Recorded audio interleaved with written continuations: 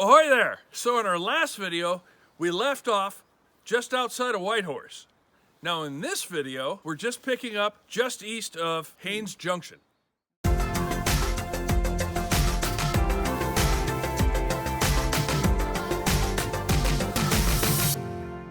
Haines Junction, you gotta be careful. If you're headed northbound, you gotta be a little careful. It's pretty easy to make a wrong turn.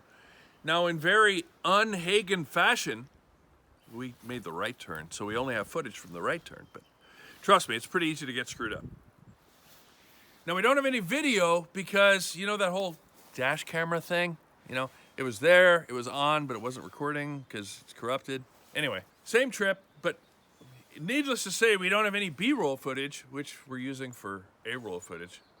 Hey, at least, I'm so glad Jen was, you know, filming with the... Anyway, so we got to talk milestones. Got a bunch more subscribers this week, and to every one of you who clicked subscribe and like and commented, thank you so much. We really appreciate it. Also, we're starting to get curious. How many of you guys are in Canada, and how many of you guys are, you know, not in Canada? If you could leave it in the comments, where are you? We're really curious where you guys are, and I promise I'll respond to every single one of you. Canyon Creek Bridge. Is it a hiking trail? Probably. Yeah, it usually is. Wow, look at that water. Water flows through the rocks, it says.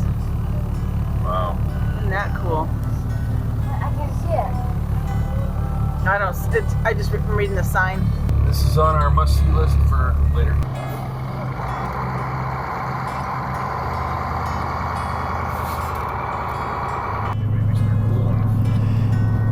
So that Canyon Creek Bridge, what a beautiful spot. We were hoping we were going to spend the night there, but as it turned out, had another one of those signs that says no overnight camping. So we wound up camping somewhere. Looks kind of like this, because this is the next morning at about 6:30 in the morning. Now, got to tell you, the sun doesn't go down a whole lot in this part of Canada at this time of year, but it was sure a beautiful drive. Oh, is this pretty? Of the low clouds, and I wonder if we're gonna end up driving in that or through it.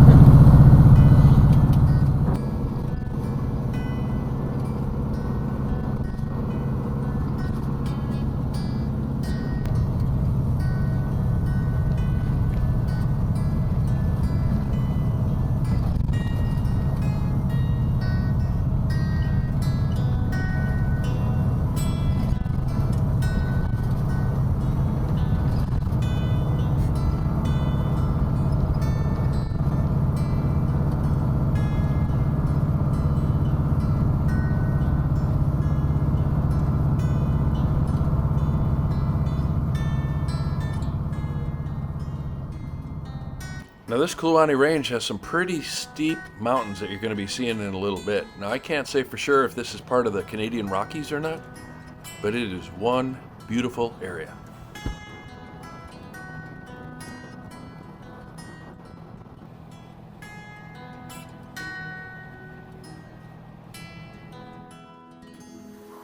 We have a bit of a power steering leak that we've discovered on the trip. Actually, didn't discover it.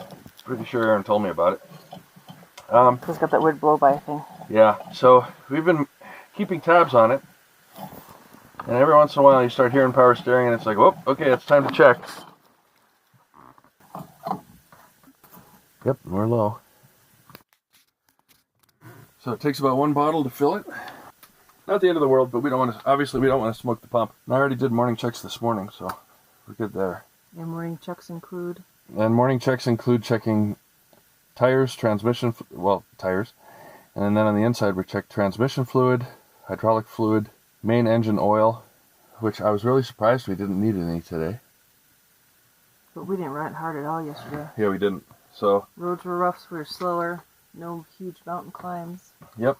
I checked the transmission fluid when it's warm and running. I've been doing that intermittently. I think this is supposed to have a dipstick right here, but it doesn't, so.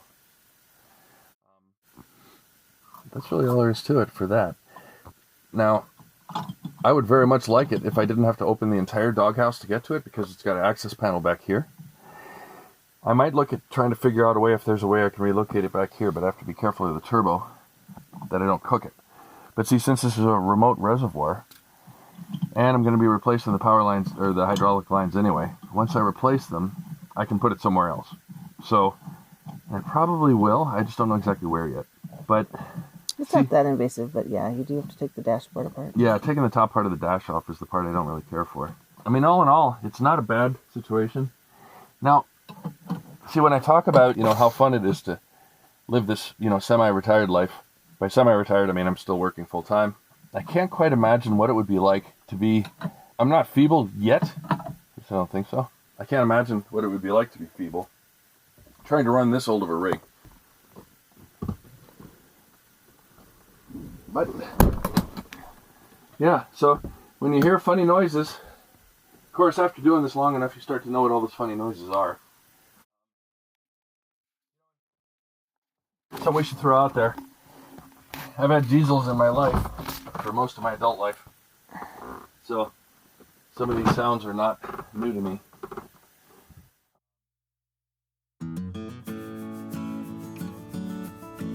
Now, like I was saying, these Kluane Mountains, they just get bigger and bigger the closer you get.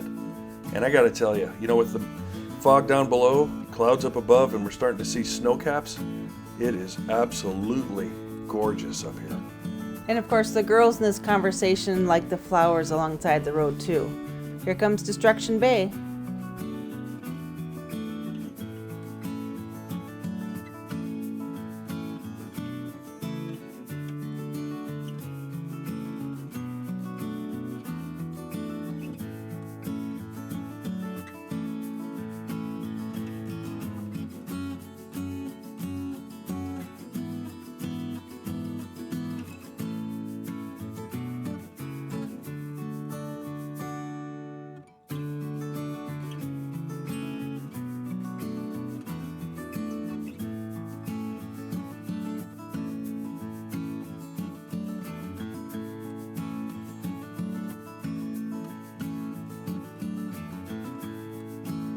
So it looks like this cloud here has got a little of that dysphoria going on. Is it a cloud or is it fog? Well, we couldn't really tell till we got there. It's a little bit of both. This place is just cool.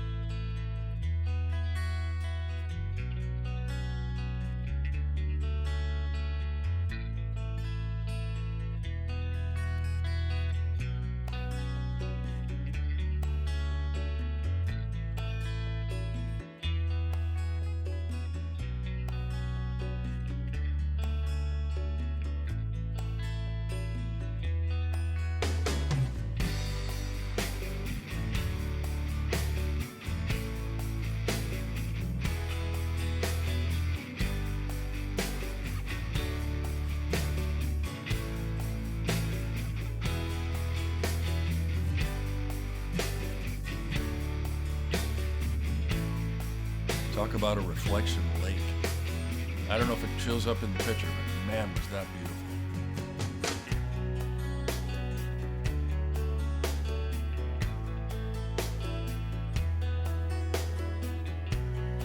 Now, about this time of year last year, when we were driving through parts of the mainland Alaska, when you saw a bunch of smoke like that, it was a fire. Fortunately, this year, everything is not burning.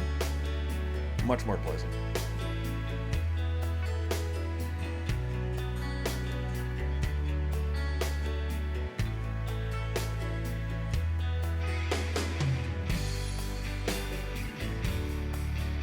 Now, I'm certainly no geologist or silviculturalist or much of any kind of ist.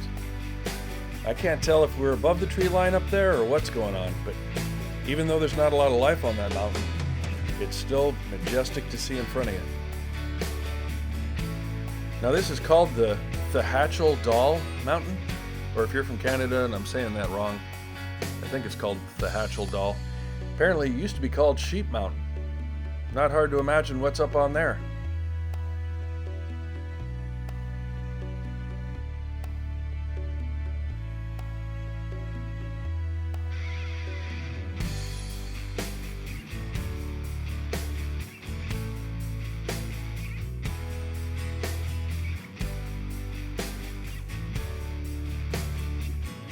So how do you know that you're not in the lower 48 anymore? Well, one way to tell is if you got a huge cliff on one side, you're on a raised highway, which is really just cut out from the cliff, and you got a big lake next to you and no guardrail whatsoever. Yeah, we're on our own up here. This should sure be a bad time for a blowout. Fortunately, made it the whole way without one.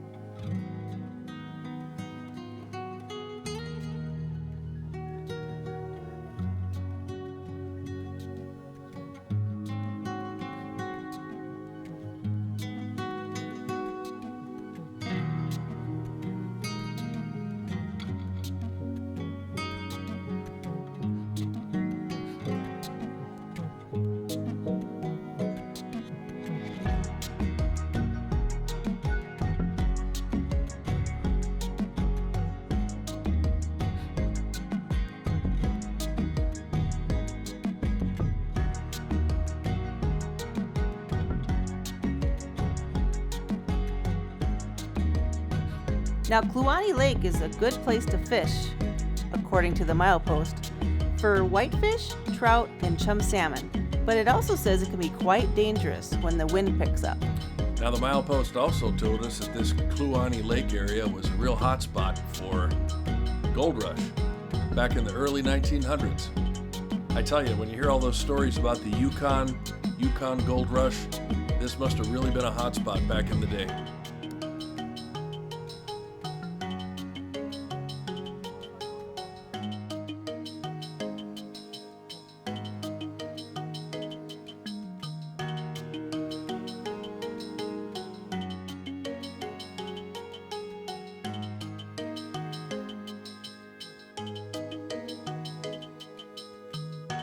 So I hope you guys enjoyed the video. It's a little more driving, a little less drama, but remember, we're going through Yukon during the 24-hour Yukon pandemic thing. There's not a whole lot of time for stopping and talking, and let's face it would be kind of self-incriminating if we had that. So I hope you guys enjoyed it. And again, like, subscribe, please leave comments, let us know where you are, and we really look forward to hearing from you guys. Thanks again.